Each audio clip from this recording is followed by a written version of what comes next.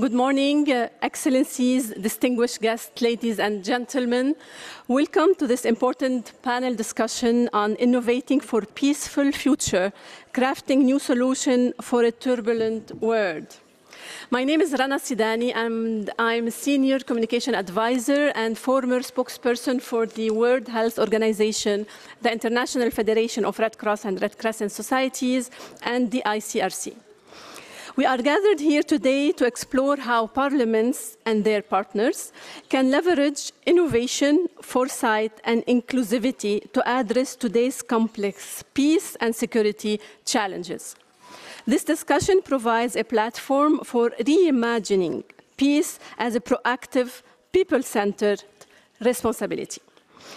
The discussion will be organized around two major themes. First, rethinking peace and security through parliamentary innovation and global cooperation.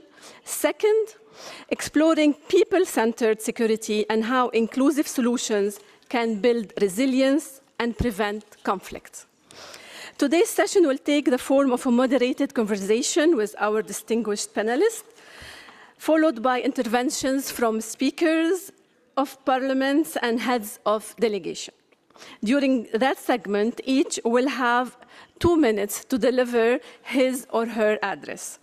To allow time for everyone and give the floor for everyone, I will remind you of your 30-second remaining time by raising the yellow flag. If time permits, then we will give the floor to attendees who are present here with us today and have not registered to speak. My colleagues Laurence and Arthur will come to you with a request to fill. Just give us a sign that you're interested in taking the floor during the second segment, if time allows. Then we will finish with brief reflections from our panel. Please note that this panel is being recorded and will be available later on IPU's YouTube channel. And if you are active on social media, you can join the conversation using hashtag 6WCSP and hashtag IPU. And please, I invite you as well to visit IPU's exhibition in the Salle des Pas Perdus, where you can discover more about IPU's 136 years old history and its current work as well.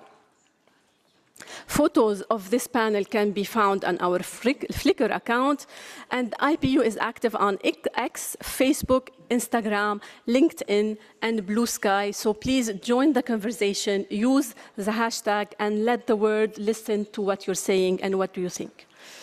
So now we will start. Please ensure your microphones are off unless you're speaking. I would like now to introduce our esteemed panelist.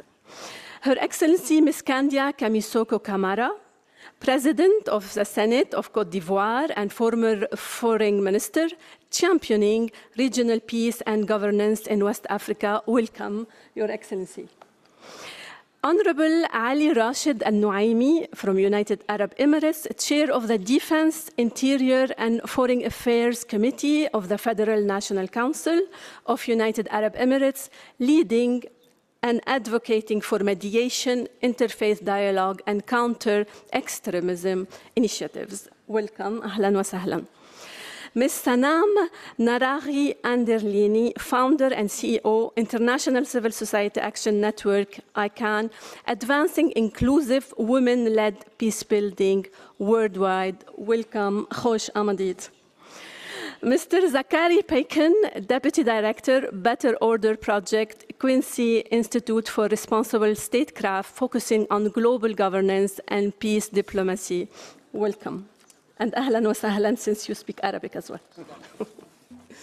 Let us start our first theme. So our first theme focuses on rethinking peace and security in a rapidly changing world by harnessing innovation and strengthening cooperation. It calls for renewed multilateralism, inclusive governance, and forward-looking approaches to disarmament, nuclear security, and emerging risks such as climate change and new technologies. By integrating science, ethics, and anticipatory governance, this theme highlights the need for more resilient and cooperative responses to complex global challenges and the pursuit of lasting peace. My first question goes to Her Excellency, Ms. Camara. Your country has placed reconciliation and inclusive dialogue at the center of its peace journey. Looking at today's global tension, how can such national experience inform broader efforts to reimagine peace as a shared and proactive responsibility?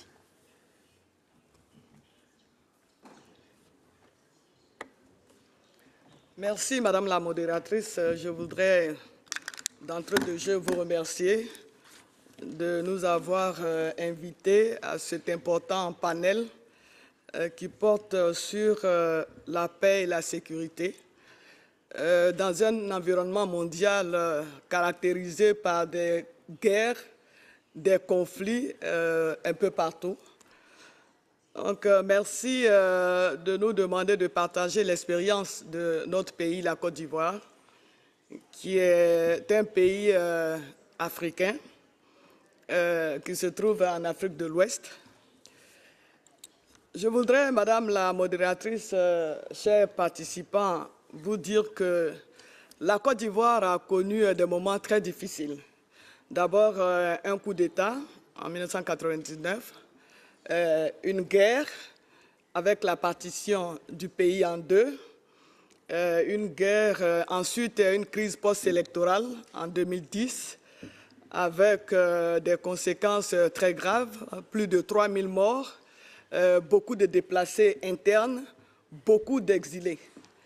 Et malgré cela, il fallait que le pays se relève. Et je voudrais d'emblée parler d'un élément qui est essentiel dans la recherche, la préservation, la résolution des crises dans un pays. C'est d'abord la volonté politique du leader, du dirigeant du pays. Parce que si ce dernier n'a pas la volonté de conduire le pays à la paix, évidemment, les conditions ne pourraient pas être réunies. Donc la chance que nous avons eue en Côte d'Ivoire, c'est que son Excellence M. Alassane Ouattara, président de la République, a eu cette volonté de ramener la paix dans notre pays. En quoi faisant? D'abord en mettant en place des instruments importants. Il a commencé par créer une commission appelée Commission pour le dialogue, la vérité et la réconciliation, avec un leader qui était accepté de tous, avec les représentants des grandes confessions religieuses, catholiques et musulmanes, avec la société civile, représentée même par un grand sportif, un footballeur que beaucoup de gens connaissent, M. Didier Drogba. Et donc, cela a permis déjà de rassurer les populations. Ensuite, il y a eu des rencontres. Donc, les populations ont été entendues, les victimes ont été entendues, et tout le monde s'est impliqué dans la recherche, justement, du retour de la paix dans notre pays. Donc, en plus de la commission de dialogue, vérité et réconciliation, qui a été mise en place en 2011, en 2012, il a mis en place un programme national de cohésion sociale, donc avec toutes les parties prenantes, pour favoriser le dialogue intercommunautaire. En 2015, il a créé la Commission nationale pour la réconciliation et l'indemnisation des victimes. Il fallait recenser toutes les victimes, les entendre, indemniser les victimes, parce que beaucoup de personnes ont perdu soit des parents, des biens, étaient déplacées. Donc ces personnes-là, il fallait les prendre en compte.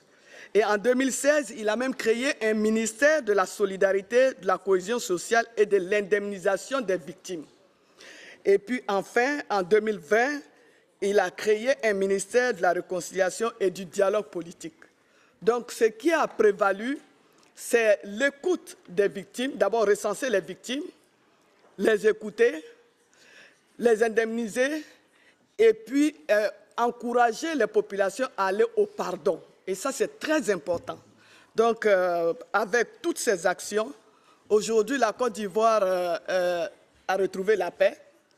Les Ivoiriens se parlent aujourd'hui, travaillent ensemble, agissent ensemble. Et je voudrais dire que même les exilés, ceux qui avaient quitté le pays, un programme spécial a été mis en place afin de les ramener avec le soutien du HCR.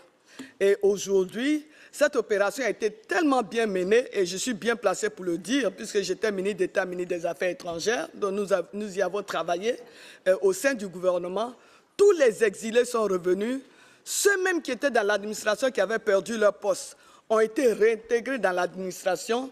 Donc aujourd'hui, vraiment, la confiance est revenue. Le président a mis en place au niveau politique un comité de dialogue avec le gouvernement, les principaux partis politiques et la société civile. Donc je voudrais dire que ce qui a prévalu en Côte d'Ivoire, c'est la recherche de la paix à travers le dialogue. Et le dialogue, c'est très important. Donc nous avons beaucoup de choses à dire, mais on aura l'occasion de revenir sur ce point-là. Donc pour terminer, dire qu'aujourd'hui, la Côte d'Ivoire est en paix, les Ivoiriens travaillent ensemble, c'est le vivre ensemble. Tous les Ivoiriens se donnent la main pour la reconstruction du pays, pour le développement, et les choses se passent bien. Thank you so much, Your Excellency. This is very inspiring, and it highlights how peace is everyone's business, including champions from community and the stars of football, and so on. Thank you so much. I would like now to ask Honorable Ali Rashid Al-Noaimi. You have been a strong advocate of people-to-people diplomacy and of reshaping narrative to foster coexistence and bridge divides. What lessons can be drawn from your diplomatic and peace-building initiatives to advance preventive diplomacy and reimagine global security frameworks so they better promote trust, inclusion, and long-term peace? Thank you very much, Rana. Good morning, everyone. Since most of the people here are MP, so I will start with the MP. You know, we always talk about parliamentarian diplomacy, but unfortunately, from my experience, even in our meetings with Parliament, regionally or internationally, we see members of Parliament, they come as not a representative of the people. They come saying the same statement that their government is saying. And this is where you see this, that we talk about something related to our role as member of Parliament, but when we engage with others, we represent the government. We continue talking about what the government see.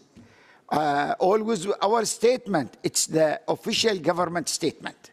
And this is where we have to reposition ourselves. Why? Because the world is changing. The world order that we used to know after World War II does not exist anymore. We expect members of parliaments to be representative of the people and to be wise and to be strategic and to have a vision and to work to bring us as people together, regardless of our nationality, our religion, our ethnic. And this is where the issue of people-to-people diplomacy. You know, before we start, I heard a comment here from my colleague that most of the audience here are Arab and African. Yes, because we are the ones who are suffering globally. The problem is in our region. And unfortunately, we expect others to come and solve our problem. We don't bear the responsibility to take a lead in solving our problem. Where, you know, unfortunately, we don't have the political will, that my colleague, she mentioned it, to take the lead in solving this conflict. We don't have the courage to come forward, and this is what will benefit our people. This is what should be done. This is one. From my experience also, when you deal with conflict, make sure that you respect the other side. you have to understand that also they have demands, that they are facing threat. They see you sometimes as threat. So you have to assure them that I am here to be a partner. I am here not to squeeze you and undermine your interest. You have to start with building bridges of trust with the others. And this is where, it's very important to start with this engagement. Unfortunately, in our part of the world, we always refuse to sit with the other side. We want a commitment before we sit. And, you don't know people unless you sit with them. You listen to them. You show them respect, you see, and show them that you are committed to be part of the solution, to engage in the solution, to come with an outcome that all are winners. No one will lose. So this is where we have to work on that. When it's come to people-to-people diplomacy, many of these conflicts are rooted through a narrative based on religion or ethnic. And you will not be able to solve this conflict unless you counter the ideology and the narrative. And this is where it's very important to invest in the people. Solving the conflict that rooted within the people, within religion, within ethnic, will not come by a paper signed by two leaders. You need to invest in the people. And this is where it's very important to activate the people-to-people diplomacy. Do I have more time?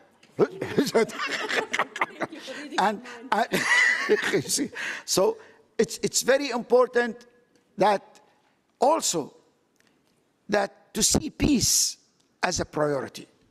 Peace for everyone. In peace, we all will win. In wars, there is no winner. You will lose, the other side will lose. So it should be one of the principles. And the IPU principles is dialogue, promoting democracy, human rights, and peace. And this is where, in our engagement with those who disagree with us, peace should be a priority. Of course, that doesn't mean that we will agree upon everything. Also, we have to start with this. Let's agree to disagree. Let's work on a priority of things that we agree upon. Leave those issues that we disagree aside. Sometimes time will solve those issues that we disagree about. Thank you. Thank you so much. Thank you so much, Mr. Al-Nuaimi, for speaking about the elephant in the room up front. Like this, we can shape this discussion forward, and for stressing on the role of parliamentarian in carrying the legitimacy and the power of people's voice. Thank you for that. Now, I would like to ask Ms. Sanam Anderlini. You have spoken often about the disconnect between elite-driven peace processes and the lived realities of people on the ground. What have you seen work in bridging that divide, and what blind spots still persist in how peace is approached globally? It's an honor to be here with you. I'm Iranian by origin, British and American by citizenship, so this question of peace sits very closely to my heart, you can imagine. I've just dedicated my work and my life and the organization I run, ICANN, to the idea of conflict transformation and specifically supporting civil society and specifically women who take a stand when conflict breaks out, whether it's in Somalia or in Yemen or in Colombia or any of the countries in the region that we've spoken about in the Middle East and so forth.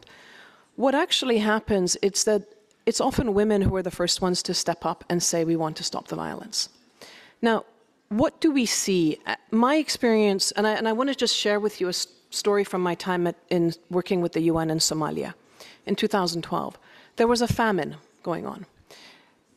A peace negotiations process was again being hosted very last minute, very much kind of temporarily trying to sort of patch things up. And all of the warlords and all of the clan leaders were invited. Everybody was vying for power, power sharing. As we landed in Somalia, I looked at the soil, and it was so cracked, it was so dry. There was a famine going on.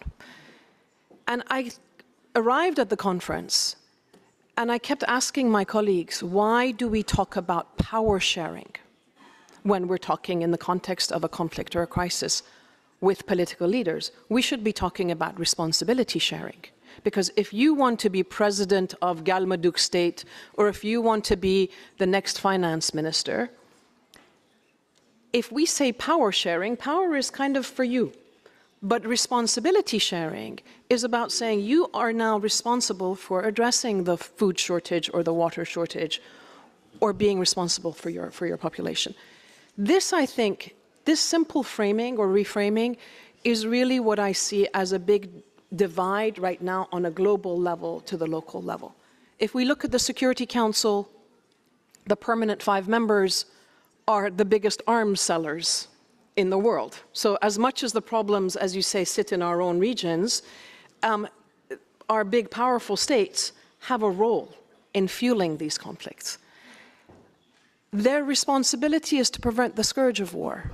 And yet, we've seen repeatedly, whether you go back to Iraq of 2003, to Gaza of today, Myanmar, Yemen, Libya, Syria, and so forth and so on, our Security Council has become like the Insecurity Council or the Unsecurity Council. So from the highest levels, we're not seeing responsibility, the powerful taking on responsibility. And the conflicts that we are experiencing are not just political conflicts. They're not just conflicts that you say we send an army, they have a fight, there's a war zone somewhere far away from our societies. These are wars that are increasingly fought in people's towns and villages and homes. And children, the future is literally being starved and killed and trafficked to death, right? So if we want to have peace processes to actually work, we need the political solutions. We need the armed actors at the table. But it's not enough. We need to have societal solutions. And we need to be bringing the people in society, in your civil society, that have taken the risk of engaging in the resolution of conflict or mitigating the violence, they need to be at the tables of negotiation. Why do we favor the armed actors? Why do we give a ticket to the peace table just to the armed groups? It should be the doctors in Gaza. It should have been the women of Afghanistan who were warning about what the Taliban represented. And yet we continue to keep them excluded. We continue to actually undermine the voices of society that are keeping the society together. And if you look at, and I'll just finish here, if you look at Colombia today, or if you look at Syria, in Colombia, since 2016, when the peace agreement was signed, and it was a very inclusive process, over 1,000 civic activists, community leaders and others, have been killed. Why are they being killed? Because they're trying to protect land for their communities, because they're trying to push back the interests of transnational companies or crime organizations and so forth. But they're trying to keep the peace. The political level is doing its best, but unless you connect the politics to the society, you're going to have a vacuum left at a local level, and the violence fuels. Similarly in Syria, when HTS came in, it was largely nonviolent in many areas. That didn't happen out of the blue. It happened because Syrian women-led mediation networks were on the ground and actually negotiating at very, very local levels. So what we see is that where we manage to sustain the peace, you need the fabric of society, your politics and your social actors together. It's an ecosystem. All of us are necessary. None of us are sufficient anymore. And that's really the direction of travel. And this is the 25th anniversary of the Women, Peace and Security Agenda. We are not seeing the promise of that agenda being realized. And parliamentarians are really critical. You guys are the most important sort of cog in the wheel now, because if we can get legislation around inclusion for peace processes, it'll be transformative. Thank you. Thank you. Thank you so much for all these stories from the field that reminds us that peace and security are not only beautiful terminologies, but are stories of people, of women and children struggling to survive every single day. Now, I would like to give the floor to Mr. Zachary Paikin. You have argued that existing global frameworks are ill-equipped for today's crisis. If we were to redesign global security and architecture today, what foundational principles or innovations would be essential to make it both effective and legitimate? Well, shukran jazilan, and good morning, everyone. Bonjour, sabah al-khair, and thank you so much for having me this morning. It's a pleasure to be here speaking with all of you. You mentioned effectiveness and legitimacy. Effectiveness is one source of legitimacy, right? An institution is considered legitimate if it's effective, if it's doing its job. But another source of legitimacy is inclusiveness, whether all voices are perceived to be heard and seen to be heard. And part of the problem that we have today, that we've identified at the Better Order Project, is that existing bodies have not been either effective or inclusive enough in this moment of transition in the international order. So talking about the UN Security Council, for example, which Sanam just spoke about, on the question of effectiveness, it's been all too often gridlocked. Even the threat of a veto, to say nothing of the casting of a veto, often serves to shut down debate. But also on the question of inclusiveness, there are too many regions that remain underrepresented, even though they are constantly on the agenda of the Security Council. And so when we talk about the reform of the Security Council going forward, the key is going to have to be a formula that increases the effectiveness and the inclusiveness of the body, and that also allows all sides to save face, to allow all sides, all different regions, countries of different shapes and sizes, to feel as if they've won through this process. And that's part of the reason why it's been such a difficult process for so long. But our project has developed a number of proposals that we think actually allows everyone to meet their bottom line. So for example, the expansion of the permanent membership of the Security Council, we do propose that there should be 4 new permanent members, 2 from Africa, 1 from Asia, and 1 from Latin America, should be added, but that they should be elected by the General Assembly to a permanent term on the Council. So that way you get around the question of who deserves a permanent seat on the Council. Then beyond that, you've got the question of all the countries that don't get elected to a new permanent seat. How do you compensate those countries? Because that's part of the reason why they've been so opposed to the expansion of the permanent membership of the Council. Well, what we've developed there is the idea of a pool of semi-permanent members, of 15 semi-permanent members that would rotate on and off the Council 5 at a time. And that allows 15 likely middle powers who would be elected by the General Assembly to be compensated for the fact that they would not be elected to a permanent seat. But this would also benefit, of course, smaller countries who would be still in the running for a regular, non-permanent seat, because they would no longer have to compete against those 15 semi-permanent members for a regular, non-permanent seat on the Council. So, this is why we think that proposals like this and others represent a win-win-win, right? A win for established and rising powers, a win for middle powers, and a win for small countries all at the same time. And to ensure that the UN as a body continues to remain effective and legitimate, we also think it's important that there be a regular review of the UN Charter every quarter century to keep up that momentum and to depoliticize the process of reform.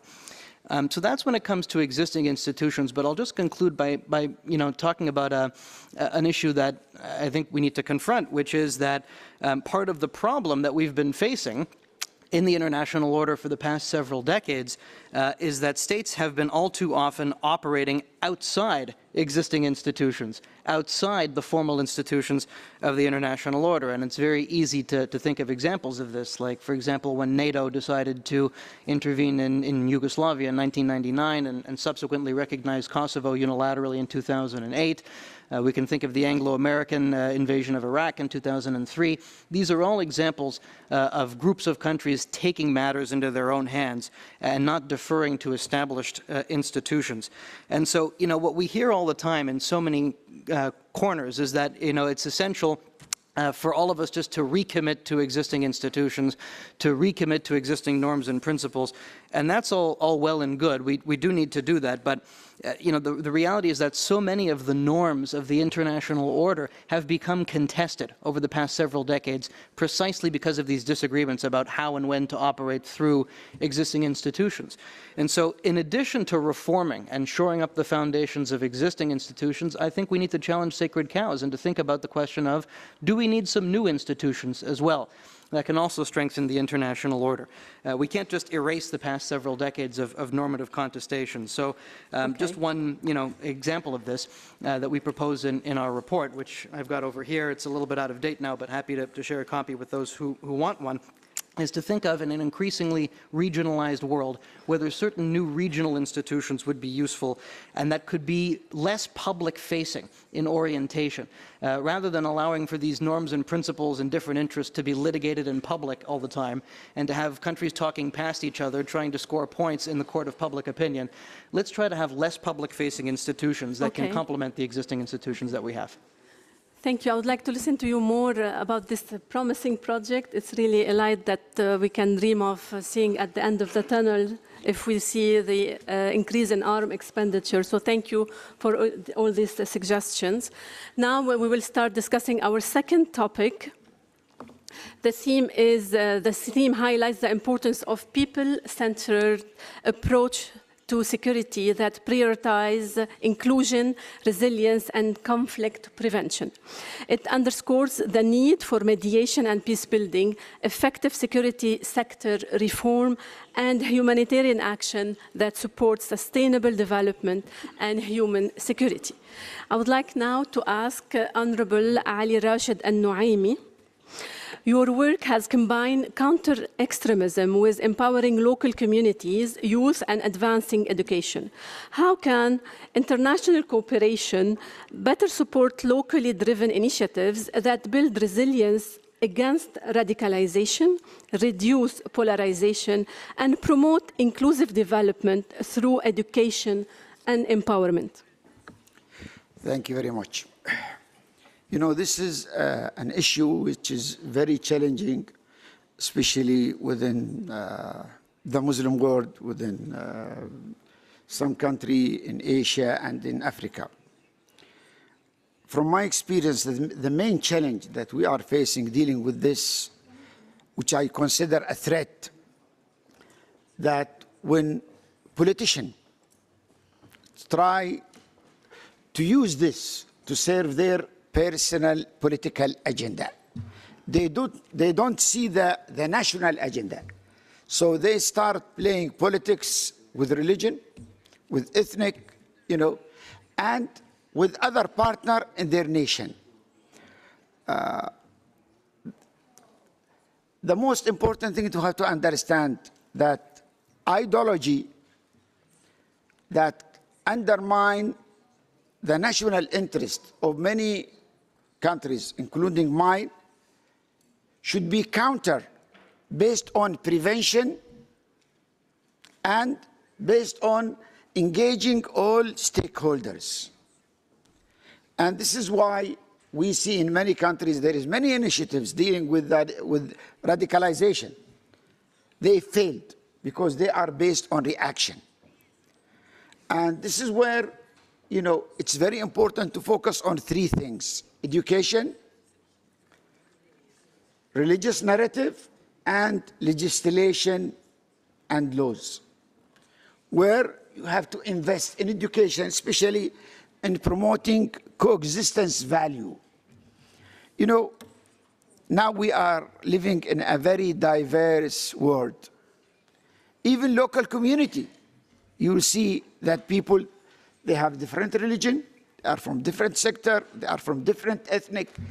If you don't, educate them to live with their differences, to accept others as they are and not to ask them to change, to respect them as human beings, regardless of their religion, their nationality, their ethnic, later on you will suffer. And this is where it should be based on prevention, using the educational system to promote the great values in all religion, the human values that bring us together, If you don't do so, with the diversity that we see everywhere, later on you will suffer. And when it comes to, the religious narrative, I know in many countries they say we are a secular country. Religion have to stay away. Now, 84% of the world population, they follow religious leaders. Within 5 years, that will reach 86%.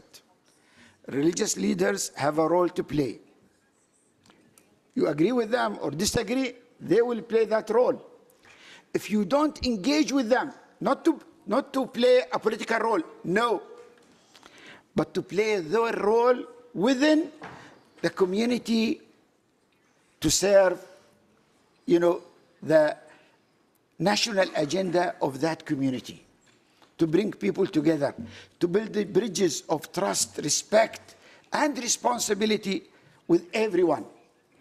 Religious leaders, if you ignore them, they will not stay at home and watch. No.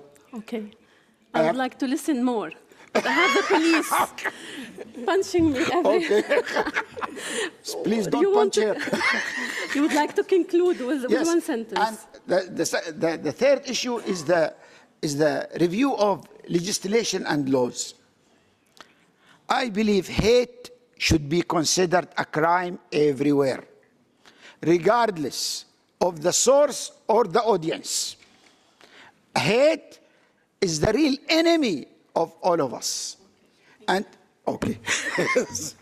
Don't hate me, no, please. No. Thank you so much. I would like now to ask Ms. Anderlini. In conflict-affected area, women's network lead early warning and community resilience effort. What conditions allow this model to thrive, and how can we ensure they are recognized and scaled rather than sidelined? Thank you. I'll start with the question of how they're being sidelined and give you a contrast. A recent study showed that one major arms company in the United Kingdom had, on average, 1.64 meetings with high-level governmental and military and parliamentary delegations a day over the last 10 years. In the EU right now, over the last 2-3 years, we've seen a 40% increase of lobbying by the weapons industry. Now, why do I say that? Because how do we as civil society get sidelined? We get sidelined when we don't have the resources to be able to engage with our governmental, parliamentary representatives and so forth. We get sidelined when there is a ramp-up of military expenditure at the cost of radical decimation of funding for education, healthcare, social services, civil society, and so forth. So the sidelining is happening both in terms of shrinking civic space and making things like freedom of expression or dissent illegal. But it's also happening by the fact that we are seeing the forces that benefit from war and violence actually occupying the hidden rooms of power in our countries. And we need to think about these two aspects. So that's one thing. The second thing is, what is the work that they do? Well, as I said earlier, these are organizations and networks that are really locally rooted. I can give you endless examples. In Kenya, we have partners that have established police cafes as a way of creating a space where the community can feel safe to come and speak to the police precisely about issues of radicalization of their sons being radicalized into Al-Shabaab and elsewhere. We have partners in Nigeria that have been engaging their own military to improve the behavior of the military in their own communities to stop and prevent the rise of Boko Haram in those communities. Because people don't become radicalized and join extremist groups out of thin air. It is often because the state is unjust, or it's predatory, or the services are absent. I've talked to Jamaican gang members who say they've joined gangs because the gang is actually feeding and enabling their children to go to school. Right? So this is an abrogation of what the state should be doing And when you leave a vacuum, somebody else fills that vacuum. So we have to think about the economic and social dimensions of this. The women's organizations that we work with and are around in all of these countries are also trying to fill those vacuums. And what we've seen is that the most effective models isn't that you take one organization and say, this is great work, let's scale it across at a national level. It's actually being cognizant of how important it is to be locally rooted, of the culture, of the community, feeling understanding the pulse of what people's aspirations and grievances are, and scaling across like a safety net that is really an ecosystem. So if my partners in Basra are doing really great work in southern Iraq, that doesn't mean that that same organization should expand to Mosul to deal with issues of ISIS families returning in Iraq. There is another organization there. We need to think about it as an ecosystem. Government matters, parliamentary entities matter, but your social fabric, the people who are on the ground, who are dealing, whether it's with violence or with natural disasters or other crises, these are the people who care about their communities. These are the people that are responding. These are the people that don't have an exit strategy. And they're the ones who are thinking about the future. So we should be investing in them. And trust me, investing in them is much more cost efficient than investing in the big security apparatus. In our organization over the last 10 years, we have distributed about $11 million to 30 countries. I can name various countries here where our partners have literally stopped terrorist attacks because they've known what the kids were doing and they've managed to go to the families and do it in a reconciliatory way. Thank you. $11 million is the cost of one tank. Yeah. One tank, right? So we really need to be looking at where we're putting military, our dollars in terms of military expenditure versus into investing in the social fabric of our societies to make them resilient, because people want peace. There is a tiny minority that benefit from war. Thank you. Thank you so much for putting really the light on the real issue. Coming from Lebanon, I know that going to arms and extremism sometimes comes from desperation, because you don't see any future. You see your country not in good shape. You don't have a job. You lost your money. Then nothing counts. So let me now go with this happy note. Sorry if I depressed you more. I would like now to go to Her Excellency Ms. Kandia Kamara. You have emphasized national unity and institutional reform. What mechanisms have proven most effective in ensuring security reforms also build trust and respond to community needs?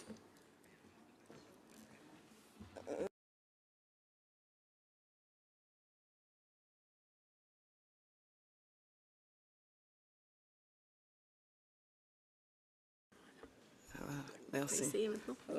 Merci. On a coutume de dire que pour aller au développement, il faut la paix, la sécurité, la stabilité, ce qui est indéniable. Et nous, nous avons fait cette expérience en Côte d'Ivoire.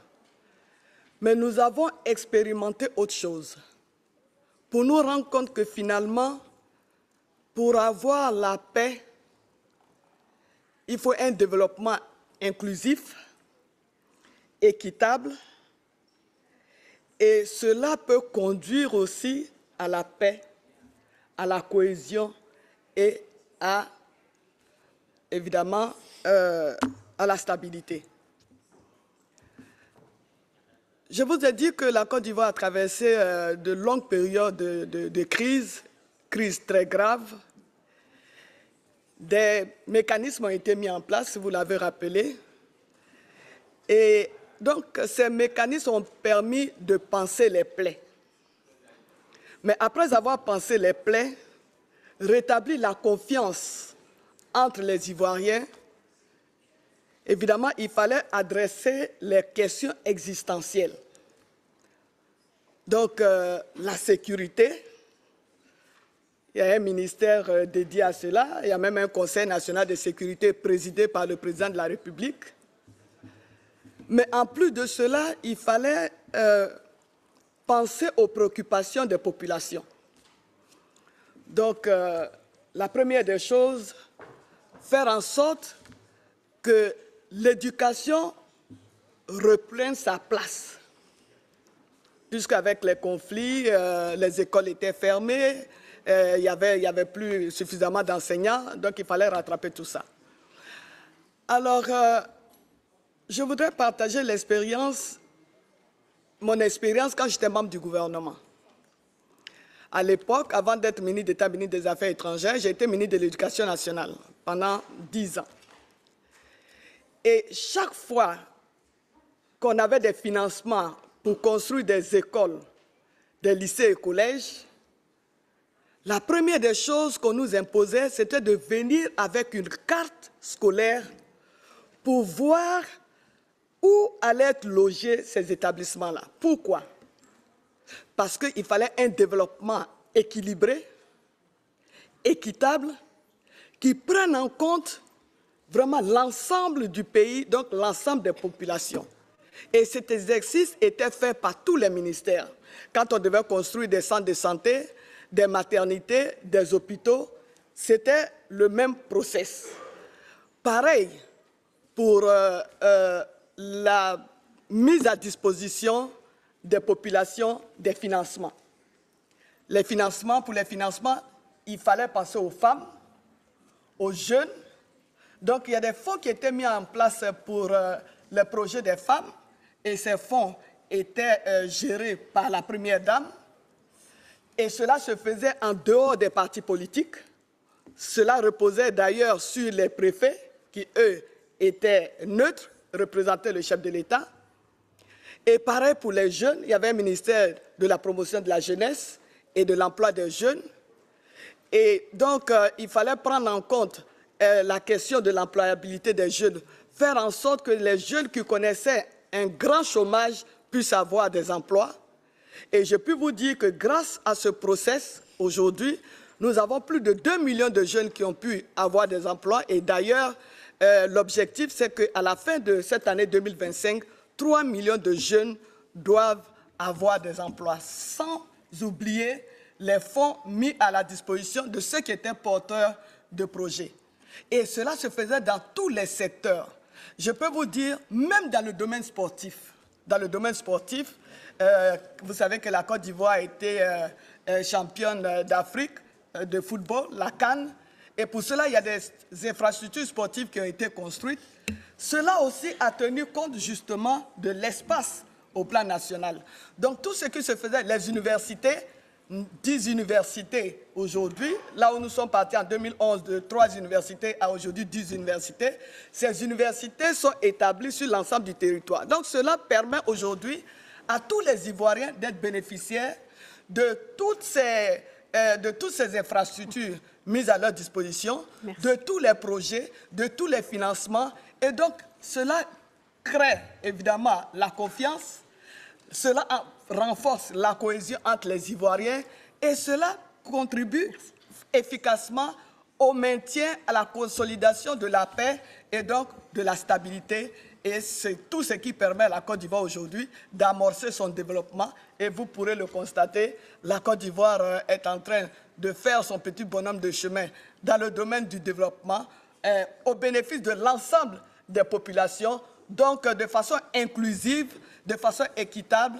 Et ça fait que nous n'avons plus de problème. Parce que ce que je voudrais relever simplement, comme tout le monde le sait, en général, les crises dans les pays partent des frustrations, partent du chômage des jeunes. Donc ce sont ces jeunes qui sont évidemment instrumentalisés, qui sont utilisés soit pour le terrorisme, le djihadisme, des coups d'État, mais grâce aux solutions apportées aujourd'hui, ces jeunes-là ont des emplois, sont heureux, s'épanouissent, réalisent leurs projets, ainsi que les femmes. Aujourd'hui, la Côte d'Ivoire est en paix grâce à cela. Donc, avec un développement équilibré, équitable, nous allons à la cohésion, donc à la paix. Et pour rechercher la paix, je pense qu'il faut penser aussi à cette nouvelle solution que nous vous proposons aujourd'hui. Thank you so much for this inspiring example. Thank you so much, Your Excellency. I would like now to ask the last question to our panelists before we go to the second segment of this panel. Mr. Bacon, with the climate insecurity and geopolitical fragmentation rising, how can global initiatives better integrate local resilience need, especially for vulnerable communities and small island states? Thanks so much, and I'll be very brief. I'll just list the 3 measures that our report puts forward on this front. First of all, we suggest the creation of a new informal body known as the P20, Planetary 20, similar in operation to the G20. And the purpose here is to enable quicker responses, speedier action as a first stop body to deal with major issues pertaining to climate security and climate change today. This would include 2 seats, permanently for small island developing states to ensure their representation. We stress as well that this is not a replacement for the UNFCCC process, but rather something that is meant to be complementary. And once this P20 is established, we have 2 particular ideas about what initiatives it could pioneer. One is to pioneer a new global compact of climate visas to resettle some residents from small island developing states as life in those states becomes increasingly difficult and these states perhaps even disappear entirely in the second half of this century. But we stress that the exclusive economic zone, the EEZ revenue for those states should remain available for the citizens of those states, even if the states themselves completely disappear. And second of all, we propose the creation of a $15 to $20 billion US fund to empower regional organizations to strengthen capacity building, including early warning systems and disaster relief, and that this is a fund that could be dispersed through the Green Climate Fund, the Adaptation Fund, the Loss and Damage Fund, or regional multilateral banks. I'm very happy to connect anyone who's interested in this topic of climate security with the director of our Global South program at our institute, who held the pen and who has much greater expertise than I do on this topic as part of our report. Thanks so much. Thank you so much. Thanks for sticking to the time. So now we move to the second part of our panel. We open the floor to speakers of parliament and heads of or members of delegation who have requested to make remarks. Each speaker is kindly asked to stick to 2 minutes, and I will raise the yellow flag to remind you that you have 30 seconds to conclude. We will follow the order in which we received the speaking request, speakers of parliaments first, and then we will follow by other delegates. If time allows, we will give the floor to attendants who have not registered to speak but would like to do so. If so, please come to our colleagues over here and then they can take your details. Let me start with first. Okay. Let me start with Mr. Peter Samt, the President of the Federal Council, Austria. Please go ahead. Geschätzte Präsidentinnen und Präsidenten, Kollegen und Kollegen, danke für die interessanten und inspirierenden Worte und Beiträge der Panelisten. Auf dem Weg in eine friedliche Zukunft stehen wir vor einer doppelten Herausforderung. Zum einen vor der faktisch beispiellosen Eskalation von Konflikten, von Terrorismus und Kriminalität, die den Frieden und die Stabilität unserer Gesellschaften bedrohen. Zum anderen müssen wir auch mit einem massiven Vertrauensverlust unserer Bevölkerung umgehen, die in unseren nationalen und multinationalen Regelsystemen Eingang finden und die diese Krise noch zusätzlich verschärfen. Er führt dazu, dass die Bemühungen zur Lösung von Konflikten nicht mehr glaubhaft sind. Und zwar selbst dann, wenn sie konkrete Ereignisse zeigen. Für mich wurzelt dies unter anderem in einem Verlust an Identität, an Identifizierung mit dem Staat und der Gesellschaft und damit einhergehend mit dem gesellschaftlichen Zusammenhalt. Denn wenn das Vertrauen in den Staat und der Glaube an das Miteinander erodiert, ist auch die Bereitschaft zur Solidarität sowohl innerhalb der Grenzen unserer Länder als auch grenzüberschreitend nicht mehr gegeben. Umso schneller entzündet sich der Funke von Konflikten und Ausgrenzungen. Als Parlamentarier müssen wir daher nicht nur die Regelwerke für ein sicheres Miteinander schaffen und für dessen Umsetzung sorgen, wir müssen auch wieder verstärkt den Dialog mit unserer Bevölkerung suchen. Als Präsident des Bundesrates und damit der Vertreter der Länder in Österreich habe ich meine Präsidentschaft daher unter das Motto Brauchtum leben, Traditionen bewahren und Generationen verbinden gestellt. Unsere kulturellen Wurzeln, Bräuche und gewachsene Gemeinschaften sind kein Anachronismus, sie sind Zukunft, verbinden Generationen und schaffen sozialen Zusammenhalt. Und ich bin überzeugt, auch interkultureller Dialog kann nur dann funktionieren und nachhaltig sein, wenn Menschen wieder an das Verbindende glauben, sich ihrer Werte bewusst sind und den Zusammenhalt in den Vordergrund stellen. Vielen Dank. Thank you, Your Excellency, for sticking to the time. I would like now to give the floor to Mr. Faisal Akif El-Fayez, President of the Senate, Jordan. سيدة لنا سيداني الموقرة، السيدات والسادة، نتحدث اليوم عن هدف نبيل يتعلق في بناء مستقبل آمن ومستقر لعالمنا، عالم مليء بالتحديات السياسية والاقتصادية، وتتسع فيه رقعة الصراعات والأزمات الدولية والفجوة المعرفية والتكنولوجية بين دول الشمال والجنوب، عالم تسوده الفوضى والعنصرية البغيضة، وأصبحت فيه مبادئ وقيم الحرية والعدالة والتسامح والتعاون قيما للأسف هامشية. التغني بها والحديث حولها لا يتجاوز جدران غرف المؤتمرات والندوات، وبات عالم اليوم البقاء فيه للأقوى وليس الأنقى. إن بناء مستقبل آمن ومستقر لعالمنا يتطلب معالجة أسباب الاضطرابات والصراعات، وتشجيع القادة على اتخاذ قرارات تعكس القيم الإنسانية النبيلة، كما يتطلب تعزيز حوار الحضارات والأديان ونشر ثقافة التسامح والمحبة.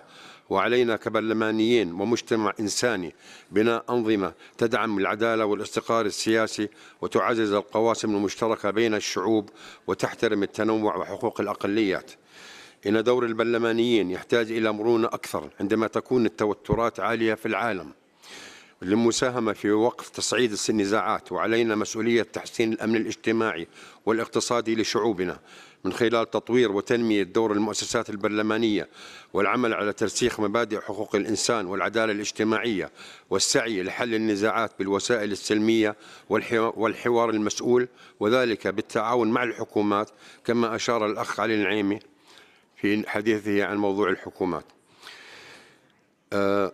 والسؤال المهم الآن، كيف نستطيع أن نعيش في عالم آمن والنفقات على الأسلحة للأسف تبلغ مئات المليارات من الدولارات، وآخر رقم هو 2 تريليون دولار.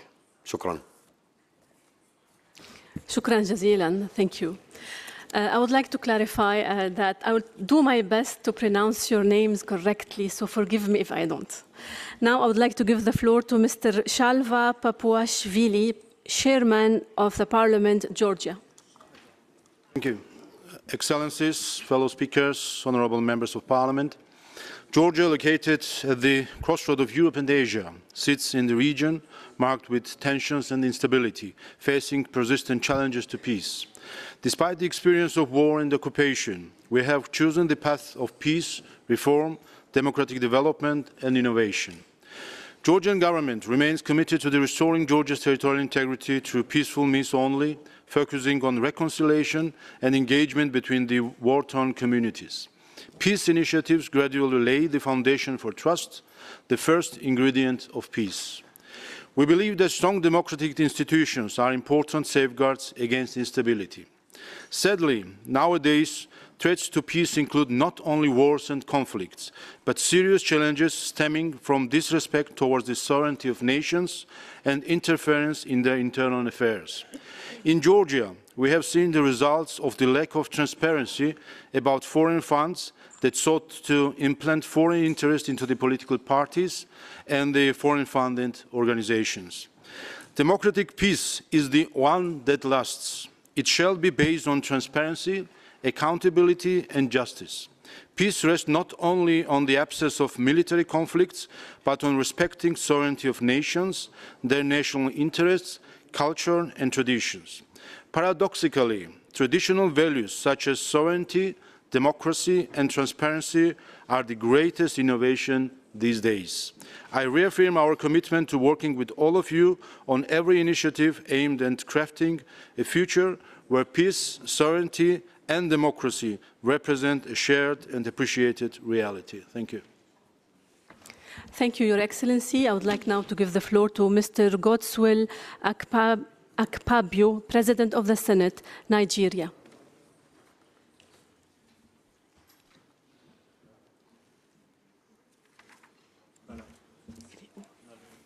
Not here. We'll come back to Nigeria later on. If they come back, let me now go to give the floor to Mr. Johari Abdul, Speaker of the House of Representatives, Malaysia. Excellencies, distinguished speakers, ladies and gentlemen, it is an honor to address this esteemed Sixth World Conference of the Speakers of Parliament. Malaysia remains steadfast in its commitment to global peace and stability. As the chair of ASEAN and president of IPA, Malaysia is uniquely positioned to share our regional experiences and contribute to this vital global discourse. Malaysia's vision for peace extends beyond the mere absence of conflict. It encompasses a state of justice, harmony, and sustainable development. We believe that true peace is built on robust institutions, unequal societies, and shared commitment to progress. Beyond regional effort, Malaysia remains a vocal advocate for global justice and peace, particularly concerning the plight of Palestinian people. We condemn all forms of aggression and forced displacement, and we continue to call for immediate, permanent and unconditional ceasefire in Gaza. Malaysia firmly believes in the establishment of an independent and sovereign state of Palestine based on the pre-1967 borders with East Jerusalem as its capital and its full membership of the United Nations. Our commitment is demonstrated through our active participation in international forums, including co-sponsoring and supporting relevant UN General Assembly resolution reflects the international community's growing resolve for peace and stability in the Middle East. We urge all nations to uphold international law and work towards a credible and permanent solution that respects the Palestinian people's plight to self-determination. The role of parliamentary diplomacy is equally critical. Under Malaysia's IPA presidency, we actively foster inter-parliamentary cooperation and understanding within Southeast Asia. Parliaments are vital in translating international agreements into national laws and, crucially, in engaging citizens and peace process. We are the bridge between global aspiration and local reality. Thank you very much. Thank you. Thank you so much. I would like now to give the floor to Sir Lindsay Hoyle, Speaker of the House of Commons, United Kingdom.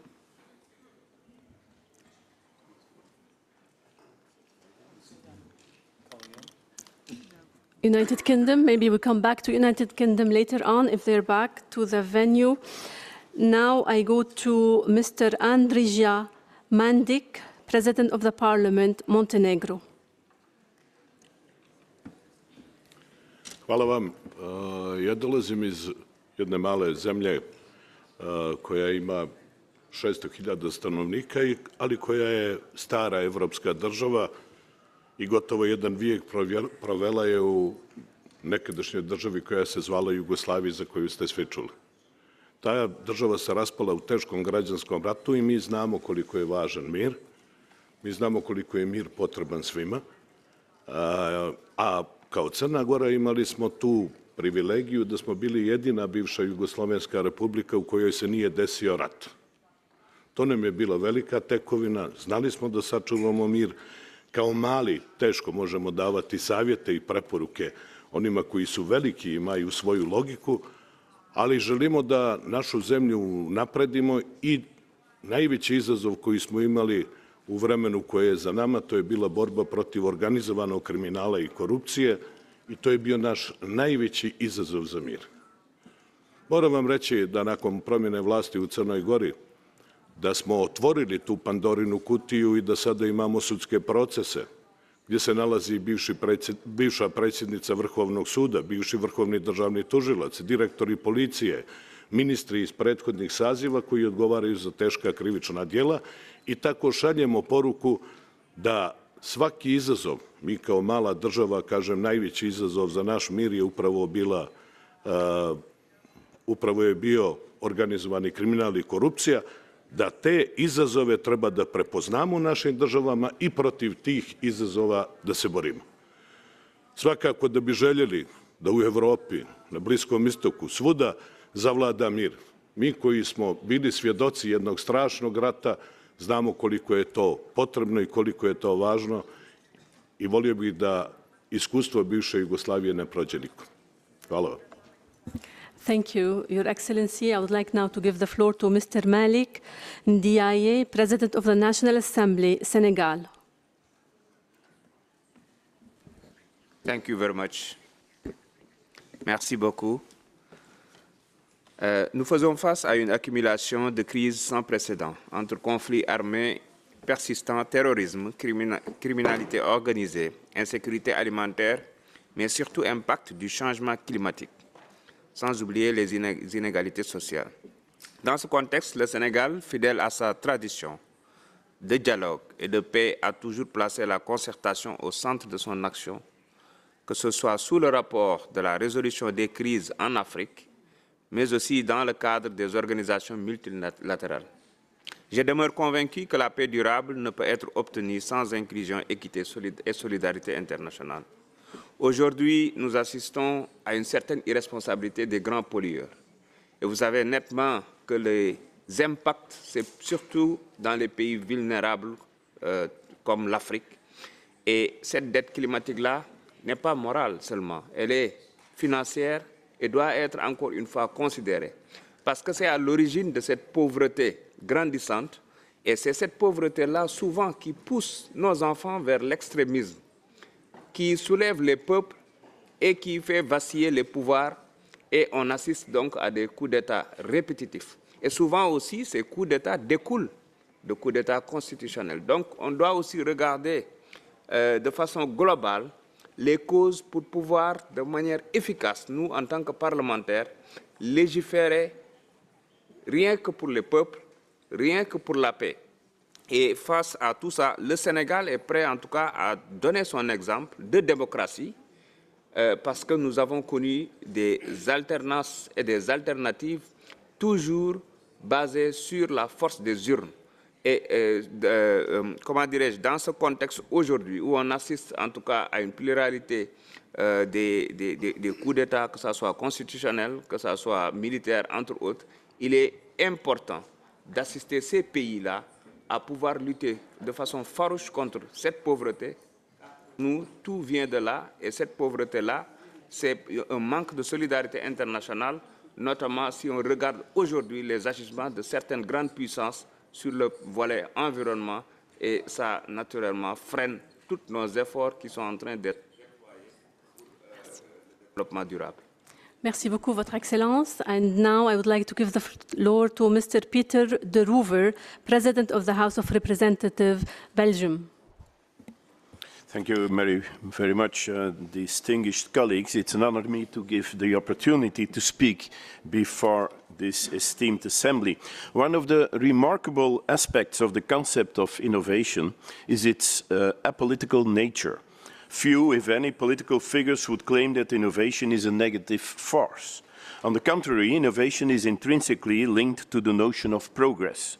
It is precisely this idea that has, throughout history, inspired humanity to keep pushing boundaries, enabling unprecedented growth in collective prosperity.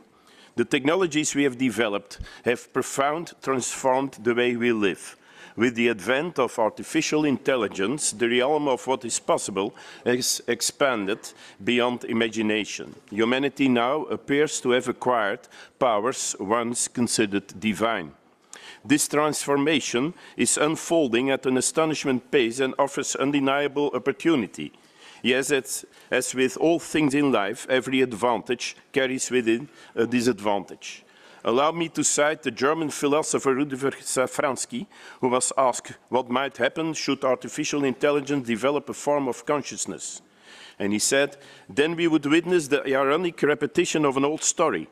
God created man and granted him freedom as his most precious gift. Man used that freedom to abolish God. This may now repeat itself. Man created artificial intelligence, and now it is rendering man obsolete.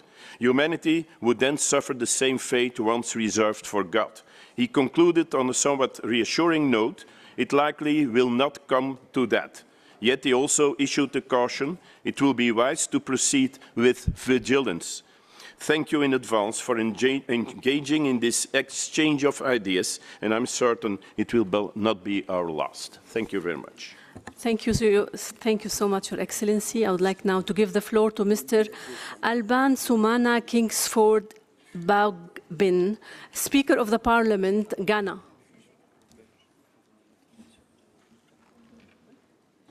Do we have Ghana with us? Maybe we come back to Ghana if they're back to the venue. Now, let me call on Mr. Angelo Furaggia, Speaker of the House of Representatives, Malta. Okay, Malta is not here. Now, I would like to give the floor to the President of the National Assembly, Mr. Sivon Tepe Adedze from Togo. Modérateur, sous le ciel tourmenté d'un monde en quête d'équilibre, il nous revient en tant que gardiens des voix populaires de semer les graines d'un avenir pacifique. En ce moment historique où les turbulences défient nos institutions et nos valeurs communes, l'innovation devient le phare qui éclaire notre route. Depuis quelques années, la représentation nationale togolaise a entrepris une réforme numérique de ses procédures avec l'appui des partenaires en développement, en considérant l'innovation comme outil de législation anticipative et inclusive. Notre responsabilité parlementaire est aussi de poser un cadre éthique et protecteur autour de l'innovation. Il s'agit de réguler pour préserver la paix et les droits.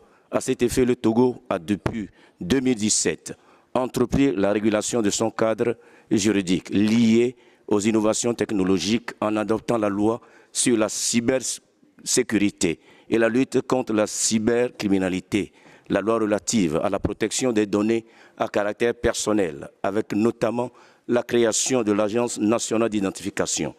Nous croyons aussi qu'on peut innover pour la paix sociale mieux que la paix durable passe aussi par l'inclusion. Sur ce point, l'Assemblée nationale soutient les initiatives de jeunes innovateurs ruraux en matière d'agriculture résiliente, de fintech communautaire ou d'énergie verte décentralisée. Pour conclure, je considère que l'innovation ne saurait être un luxe technologique.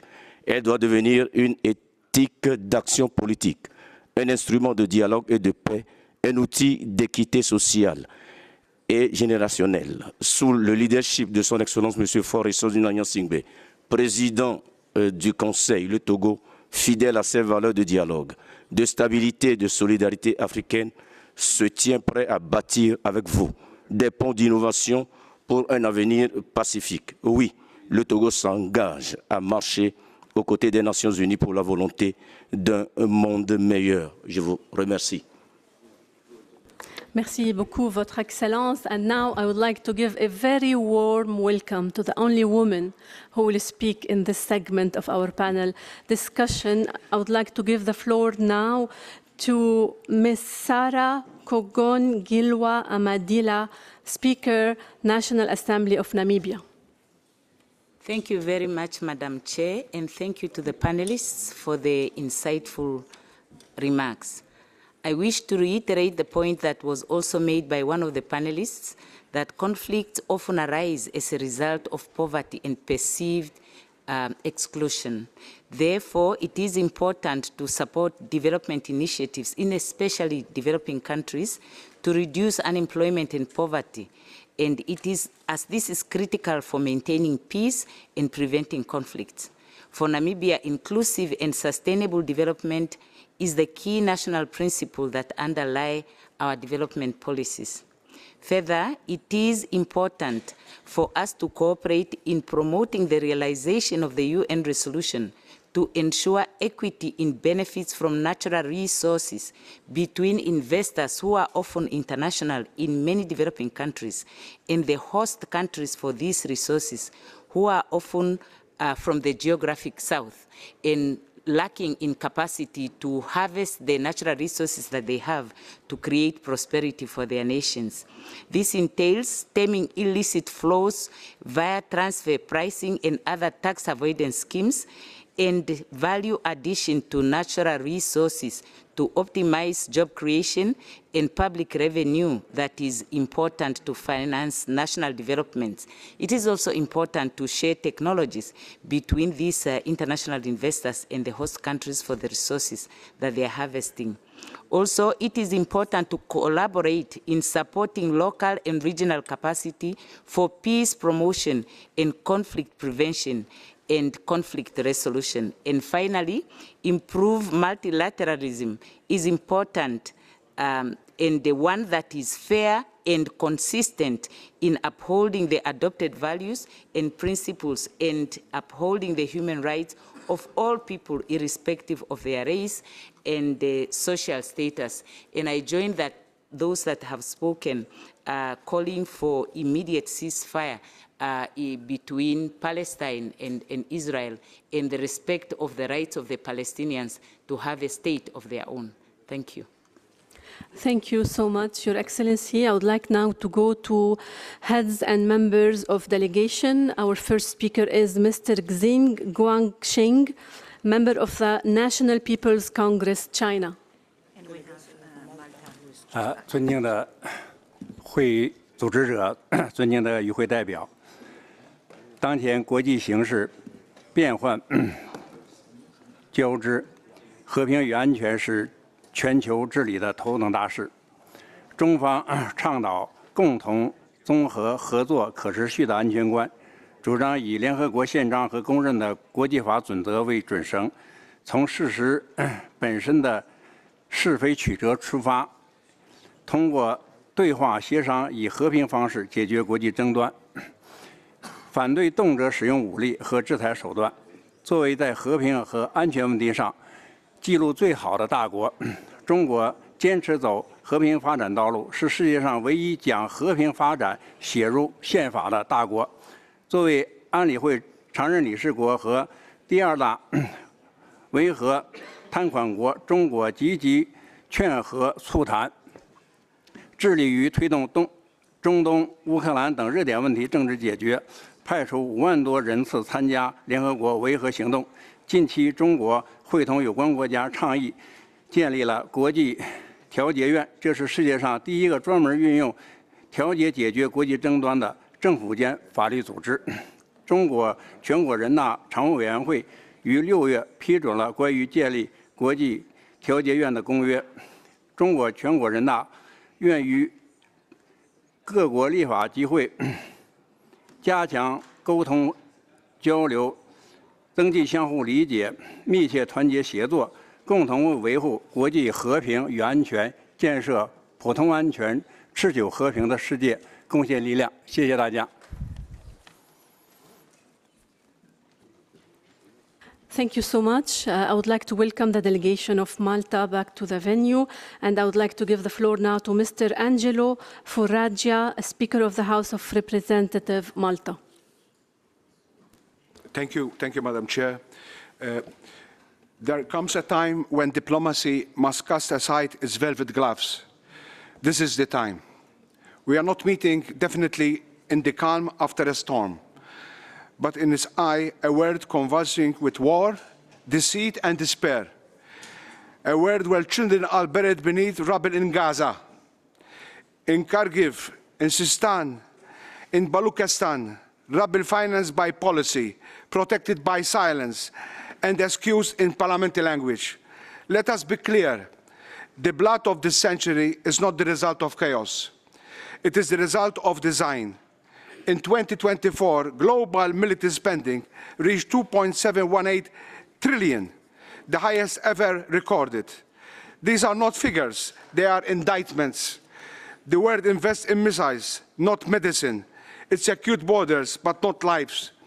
And what do? The so-called civilized world offered in response? Sanctions that punish the poor, summits that condemn, atrocize, and approve the budgets that ensure they continue. Declarations so polished, they have lost all we are pretending. Let us not pretend we are bystanders. We are legislators. By action or inaction, by vote or silence, we have allowed this global architecture of destruction to endure. The system is not broken, it is rigged. Rigged to enrich the war economy and starve the peace economy. Let us redirect ourselves. Thank you very much. Thank you so much. I would like to give the floor now to Mr. Dahani Amiri, member of the Council of the Nation, Algeria. أرض المليون شهيد. Go ahead. Thank you. Thank you. بسم الله الرحمن الرحيم. أود في البداية أن أنوه بموقف البرلمان البريطاني الذي قرر أو أوشك على أن قرر الاعتراف بالدولة الفلسطينية. نحن القضية المطروحة أمامنا وهي كيف نناقش قضية الابتكار وعلاقته بالسلم والأمن العالمي وأيضا التنمية المستدامة، ولكن في نفس الوقت هذا الابتكار المؤدي إلى الرفاهية إلى غير ذلك. في هذه اللحظات أيضا هناك أطفال في غزة ونساء يموتون جوعا بعد أن أبادتهم القنابل والمحارق. الآن ما تبقى منهم يموت جوعا. بالعودة إلى الموضوع المطروح للمناقشة، فنقول في عالم يتسم بعدم اليقين وتزايد الأزمات والتحديات البيئية والاجتماعية، أصبح الابتكار ليس مجرد خيار بل ضرورة حتمية لبناء مستقبل سلمي ومستدام. فالاضطرابات السياسية والنزاعات المسلحة والفقر وتغير المناخ والأوبئة كلها قضايا لا يمكن التصدي لها بالأساليب التقليدية وحدها، بل تتطلب حلولا مبتكرة تعيد رسم ملامح الحاضر وتؤسس لغد أكثر عدالة واستقرار. يتجاوز الابتكار كونه متعلقا بالتكنولوجيا فقط، فهو يشمل أفكارا جديدة ونماذج اجتماعية وآليات تعاون مختلفة يمكن أن تساهم في تعزيز السلم المجتمعي الدولي. والجزائر في نهضتها الشاملة القائمة على التغيير والتجديد والإصلاح بقيادة السيد رئيس الجمهورية عبد المجيد تبون تعمل على أن يكون الابتكار أساس منهجها الاقتصادي الجديد القائم على المعرفة والتنوع وعلى كفاءة رأس المال البشري. ولا دل على ذلك المدرسة العليا للذكاء الاصطناعي الأولى من نوعها في إفريقيا، وهي أحد آليات الإشراك الشباب في التطوير وتحفيز مهاراتهم على خلق واقع أفضل للبلاد وللمنطقة وللعالم. شكرا. شكرا جزيلا. And now I would like to give the floor to Mr. Ghulam Ali Talwoor, member of the National Assembly, Pakistan. Thank you. Excellencies and distinguished participants, I thank all the esteemed panelists for their keen insights on the ways and means to combat our common challenges. We've convened at a moment of profound global uncertainty. Nearly 2 billion people of the world live in conflict-affected areas. Over 1.2 billion face imminent risk from climate change. In the midst of such daunting challenges, what we really require is a new architecture for a peaceful future built on inclusivity, collective responsibility, and equal security for all. We must innovate in our approach towards understanding and addressing conflict. Modern threats are not only military, they're social, environmental, and digital. A large-scale calamity or a disinformation campaign which erodes civic trust are just as much of a national security threat as an armed incursion. Parliaments must therefore champion approaches centered on preservation of human security, fostering trust, strengthening institutions, and ensuring dignity for the marginalized by building resilience.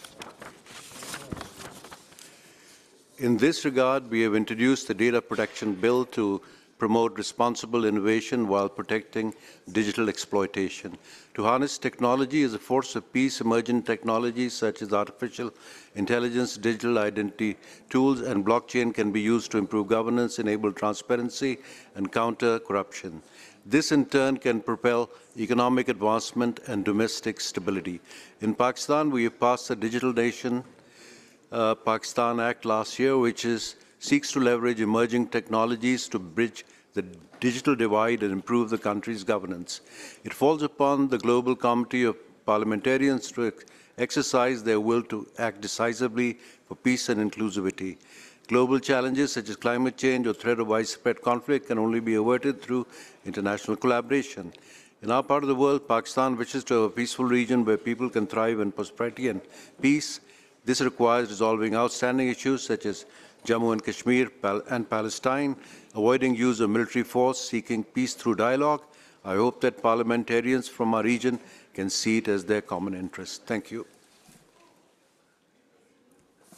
Thank you so much. I would like now to give the floor to Mr. Mbala Ahmadou, Vice President, Mauritania. بسم الله الحمد لله والصلاة والسلام على رسول الله وآله وصحبه ومن والاه. شكرا لكم. إننا في موريتانيا إذ نؤمن بأن السلام الحقيقي لا يتحقق من خلال موازين القوة بل عبر ترسيخ قيم العدل والإنصاف واحترام الحقوق. فالعدالة ليست فقط مطلبا أخلاقيا بل هي أساس الاستقرار السياسي والسلم الاجتماعي والتنمية المستدامة.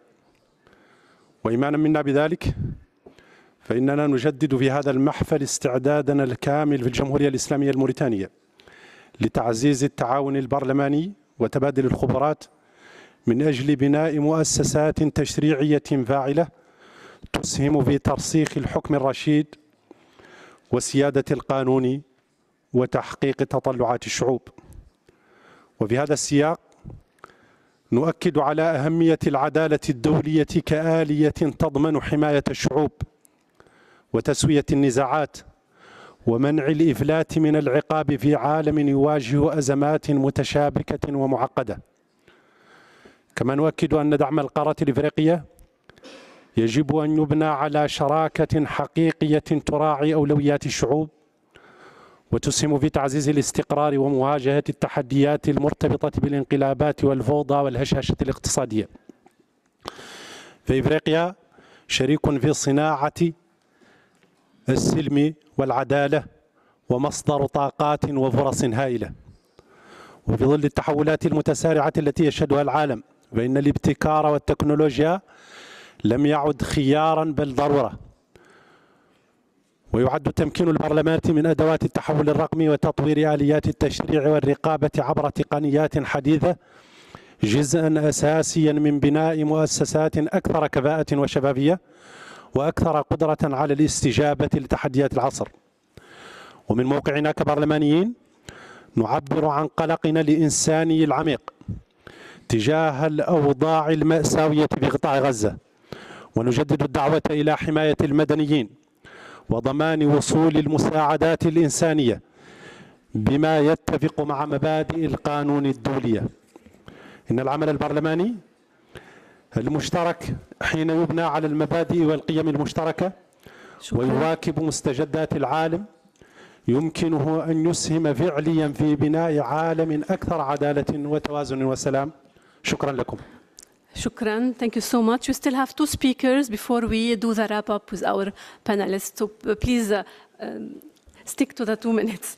Now I would like to give the floor to Mr. Bassam al-Banu Hamad, Member of the Parliament, Bahrain. Thank you very much. I think one of the things we tend to overlook is the importance role of the nation state with strong institutions.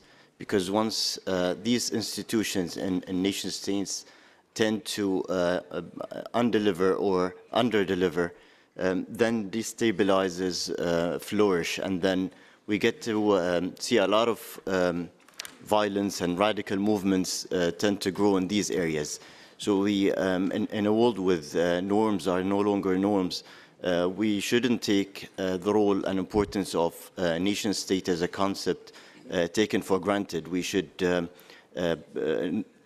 work in terms of strengthening the role of institutions in these nation states in a world that keeps many challenges undermining these nation states. So this is the thing that I wanted to highlight in a nutshell, and thank you for the time.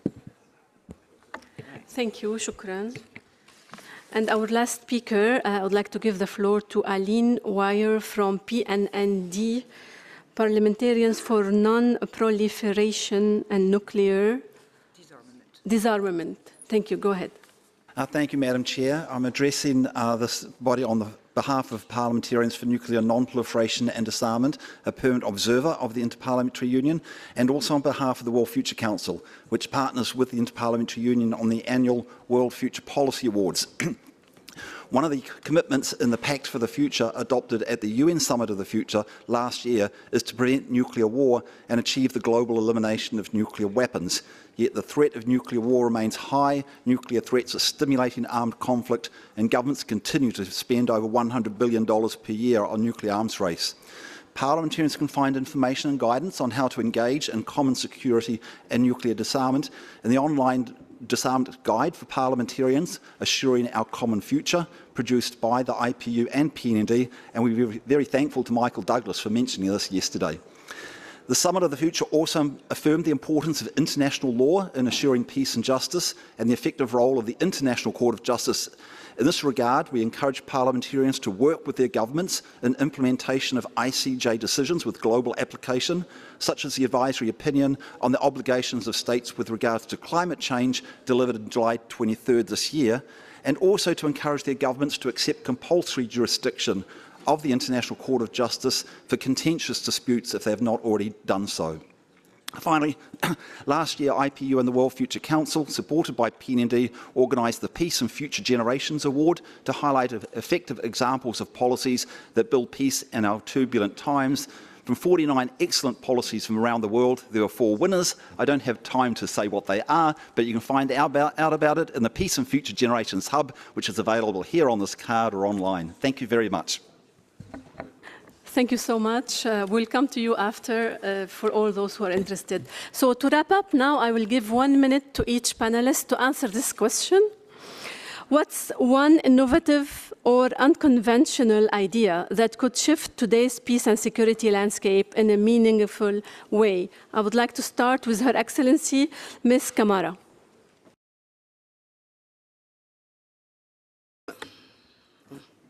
Pour ma part, je dirais que la paix durable repose sur les piliers suivants.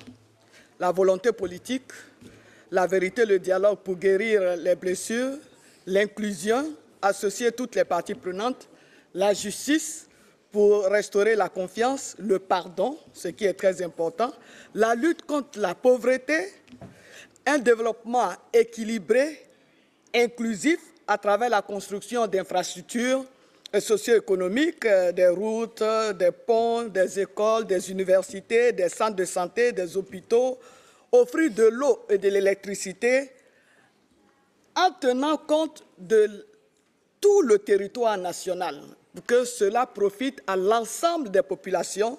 Évidemment, trouver des financements ou créer des emplois pour les jeunes et pour les femmes. Je pense que le Parlement peut jouer un rôle important.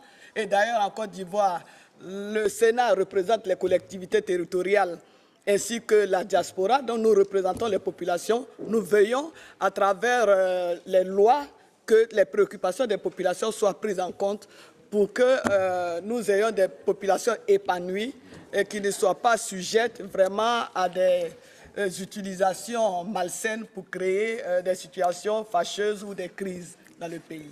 Thank you so much, Your Excellency. I would like to hear now Honorable Mr. Ali Rashid Al-Nuaimi. Well, you know, the word that I think it's very important that we take out of this session is dialogue, dialogue, dialogue. And it's very important, you know, to understand this. You have dialogue with those who disagree with you. You don't have dialogue with those who agree with you because you will be talking to yourself. So it's very important, if there is any conflict, the only approach for solution, if you are serious to play a role in bringing a solution to that conflict, is through dialogue only. Thank you. Shukran. I would like to give the floor now to Ms. Sanam Naraghi Anderlini. Thank you.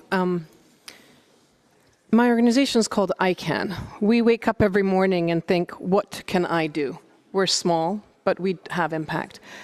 And so as I look at this esteemed body, I'm actually going to ask you, what can each of you do? What are you going to do when you go home? Because you make really fabulous speeches. But at the end of the day, you have to be brave. And it doesn't matter, one step in the right direction, one step in saying my country is not going to support the sale of arms, my country is not going to support the warring parties in the neighboring country or across the world. If you start and you build the idea, people will come to you. So be the change that you are telling us today. You be the change. Do what you can do. It is about dialogue. And violence should just not be an option on the table. There's no need for us to be killing, destroying, causing so much chaos in the world for the future. Violence, we teach our children not to hit each other. So let's not do it. And this, I think, legislators have such an important role in being that change. Thank you. Thank you so much. Our last speaker, Mr. Zachary Paikin. Go ahead, please. Thanks so much. The distinguished speaker from Malta mentioned the question of sanctions and their devastating impact, including on civilians.